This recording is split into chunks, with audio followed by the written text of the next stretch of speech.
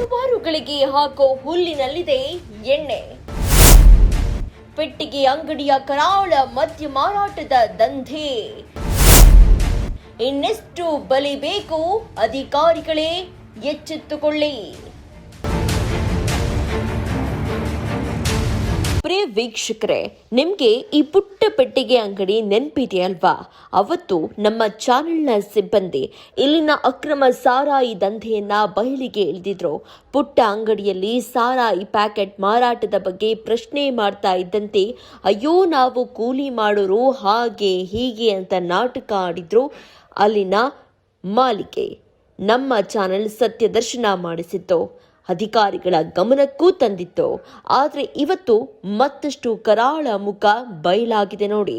ಚಪ್ಪಲಿಲಿ ಹೊಡೆಸ್ಕೊಂತೀನಿ ಅಂತ ಮಾಡೋ ಘನಂದಾರಿ ಕೆಲಸಕ್ಕೆ ಸಮಜಾಯಿಷಿ ಕೊಡ್ತಾಳಲ್ಲ ಈಕೆನೆ ಇಲ್ಲಿ ಅಕ್ರಮವಾಗಿ ಮದ್ಯ ಮಾರಾಟ ಮಾಡ್ತಾ ಇರೋ ಮಹಾತಾಯಿ. ಬೆಂಗಳೂರು ಗ್ರಾಮಾಂತರ ಜಿಲ್ಲೆ ನೆಲಮಂಗಲ ತಾಲೂಕು ಸೋಂಪುರ ಇಂಡಸ್ಟ್ರಿಯಲ್ ಏರಿಯಾದ ನಿಧವಂದ ರಾಜಮನೆ ಕಂಪನಿ ಮುಂಭಾಗ ಪೆಟ್ಟಿ ಅಂಗಡಿಯಲ್ಲಿ ಇಂಥ ಕೃತ್ಯ ಎಸಗ್ತಿದ್ದಾರೆ ನೋಡಿ. ಅಬ್ಬಬ್ಬಾ, ನೋಡಿದ್ರಲ್ಲ ಹೆಂಗಿದೆ ಸಾರಾಯಿ ಪ್ಯಾಕೆಟ್ಗಳು. ನೋಡೋದಕ್ಕೆ ಇದು ದಿನಸಿ ಅಂಗಡಿ, ಆದರೆ ಒಳಗಡೆ ಏನ್ ಇಟ್ಟಿದ್ದಾರೆ ನೋಡಿ. ಅಬಕಾರಿ ಸಚಿವರೇ, ನೀವು ನೋಡ್ಲೇಬೇಕಾದ ಸುದ್ದಿ ಇದು. ನೋಡಿ ಸಾರಾಯಿಯನ್ನ ಹೇಗೆ ದಿನಸಿ ಅಂಗಡಿಗಳಲ್ಲಿ ಅಕ್ರಮವಾಗಿ ಮಾರಾಟ ಮಾಡ್ತಾ ಇದ್ದಾರೆ ಅಂತ. ಒಂದಲ್ಲ ಎರಡಲ್ಲ ನೂರಾರು ಪ್ಯಾಕೆಟ್ಗಳು ಇವೆ. ಶಾಕಿಂಗ್ ವಿಚಾರ ಏನ್ ಗೊತ್ತಾ? ಅಂಗಡಿ ಒಳಗಷ್ಟೇ ಸಾರಾಯಿ ಮಹಿಮೆ ಇಲ್ಲ, ಹೊರಗೆ ಜಾನುವಾರುಗಳಿಗೆ ಹಾಕೋ ಹುಲ್ಲಿನ ಅಡಿಯಲ್ಲೂ ಕೂಡ ಅಕ್ರಮ ಮದ್ಯ ಪ್ಯಾಕೆಟ್ಗಳ ರಾಶಿಯೇ ಇದೆ. ಅದನ್ನ ನಮ್ಮ ವರದಿಗಾರರು ಬಟಾಬಯಲು ಮಾಡಿದ್ದಾರೆ, ನೀವೇ ನೋಡಿ. ಇದು ಚೀಲದಲ್ಲಿ ಮಾಡ್ತಿರೋದು ಇಂಡಸ್ಟ್ರಿಯಲ್ ಏರಿಯಾದಲ್ಲಿ ಅಂಗಡಿ. ಏನು ನೋಡ್ತಾ ಇದ್ದೀರಾ, ಇದು ಇಂಡಸ್ಟ್ರಿಯಲ್ ಏರಿಯಾದಲ್ಲಿ ಇರೋದು ಅಂಗಡಿ. ಈ ಹುಲ್ಲಲ್ಲಿ ಇಂಡಸ್ಟ್ರಿಯಲ್ ಅಂಗಡಿ ಮುಂದೆ ಇಕ್ಕಿರೋ ಹುಲ್ಲಲ್ಲಿ ಈ ಎಣ್ಣೆಗಳನ್ನೆಲ್ಲ ಇಕ್ಕಿದ್ದಾರೆ. ಇಲ್ಲಿ ಈ ಅಂಗಡಿಯಲ್ಲಿನ ಈ ಮಾಲಿಕೆ ಇದ್ದಾಳಲ್ಲ, ಈಕೆ ನಮ್ಮ ವರದಿಗಾರರು ಪ್ರಶ್ನೆ ಮಾಡಿದಂತಹ ಸಂದರ್ಭದಲ್ಲಿ ಹೇಳಿದ್ದು, ಸರ್ ನಾವಿಲ್ಲಿ ಮಾರಾಟ ಮಾಡೋದು ದಿನಕ್ಕೆ ಕೇವಲ 10 ಪ್ಯಾಕೆಟ್ ಅಷ್ಟೇ ಅಂತ.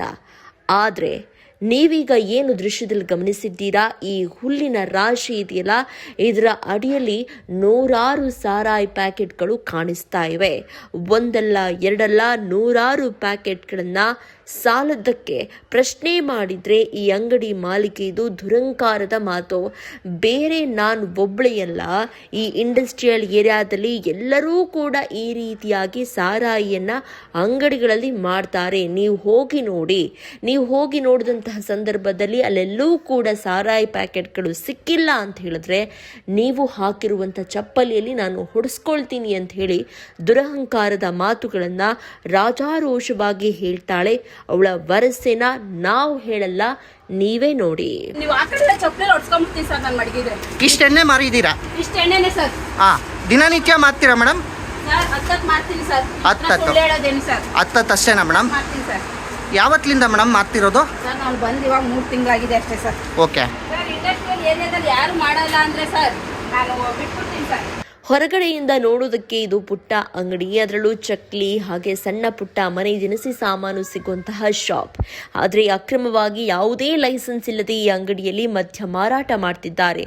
ಮಾರಾಟ ಮಾಡ್ತಾ ಇರುವಂತಹ ವಿಡಿಯೋ ಇದೆಯಲ್ಲ, ಇದನ್ನ ರೆಡ್ ಹ್ಯಾಂಡ್ ಆಗಿ ನಾವು ಅಕ್ರಮ ಮದ್ಯ ಮಾರಾಟದ ಜಾಲವನ್ನ ಪತ್ತೆ ಮಾಡಿ ವಿಡಿಯೋವನ್ನ ಸೆರೆ ಹಿಡಿದಿದ್ದೇವೆ. ಅಬಕಾರಿ ಸಚಿವರು ಹಾಗೆ ಅಬಕಾರಿ ಅಧಿಕಾರಿಗಳು ಹೀಗೆ ಅಕ್ರಮವಾಗಿ ಎಣ್ಣೆ ಸರಬರಾಜು ಆಗುವುದಕ್ಕೆ ತಪ್ಪಿಸಬೇಕಿದೆ. ಇಲ್ಲವಾದ್ರೆ ಮದ್ಯಪಾನ ಆರೋಗ್ಯಕ್ಕೆ ಹಾನಿಕಾರಕ ಅನ್ನೋ ಟ್ಯಾಗ್ಲೈನ್ ವ್ಯರ್ಥ. ಜೊತೆಗೆ ಬಾರ್ ಆ್ಯಂಡ್ ರೆಸ್ಟೋರೆಂಟ್ಗೆ ಲೈಸೆನ್ಸ್ ಕೂಡ ನಾಮಕಾವಸ್ಥೆ ಅನಿಸ್ಕೊಳ್ಳುತ್ತೆ. ಅಧಿಕಾರಿಗಳೇ ನೆನಪಿರ್ಲಿ, ಇದು ನಮ್ಮ 2ನೇ ಅಕ್ರಮ ಮದ್ಯ ಮಾರಾಟದ ಸ್ಟಿಂಗ್ ಆಪರೇಷನ್.